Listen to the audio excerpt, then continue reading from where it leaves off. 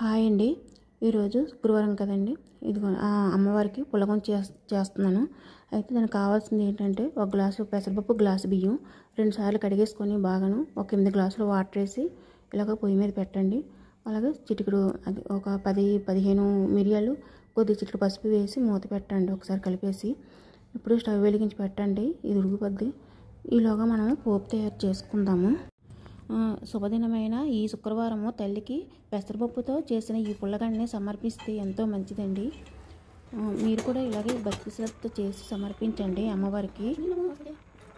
ఇదిగోండి పోపు అన్నం ఉడికింది కదా, అదే పోపు వేస్తున్నాను. కొద్ది నెయ్యి వేసి కొద్దిగా జీలకర్ర, ఆవాలు, తర్వాత పెసరపప్పు, మినపప్పు, ఒక ఎండుమిర్చి ఇలా పోపు వేసుకోండి. కొద్ది కరివేపాకు కూడా వేయండి. ఆ స్మెల్, ఆ గుమాయింపు అమ్మకి ఎంతో ఇష్టం అనమాట. గుమగుమలు ఆడుతుంది కదా నెయ్యి వేయడాన్ని, ఎంతో బాగుంటుంది. ఇదిగోండి ఇలా పోపేసి మూత పెట్టేయండి. పైకి పోకుండా స్మెల్ పైకి పోకుండా ఉంటుంది అనమాట. సరే ఇదిగోండి ఇప్పుడు నేను అన్నపూర్ణ దేవికి ముందు ఫస్ట్ నైవేద్యం తీస్తున్నానండి.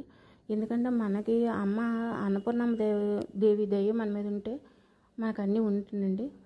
అమ్మ కృప ఉండాలి కదండి. ముందు మనకు తిండికి లోటు లేకుండా ఉండాలి అంటే ముందు ఆగ్నేయాన్ని ఎప్పుడు మనం అన్నపూర్ణమ్మ దేవిని విగ్రహం పెట్టుకొని దండం పెట్టుకోవాలండి. అలాగే ఫోటో కూడా శివుడికి అన్నపూర్ణమ్మ అదే భిక్ష వేస్తూ ఉంటుంది కదా ఫోటో, అది అన్నపూర్ణమ్మ. ఆ ఫోటో మాత్రం ఆగ్నేయంలో మూలలో పెట్టుకోండి. సరేనండి. ఇవన్నీ నేను అమ్మవారికి పులగం నైవేద్యం పెట్టాను. మీరు కూడా ఇలా భక్తితో పెట్టండి.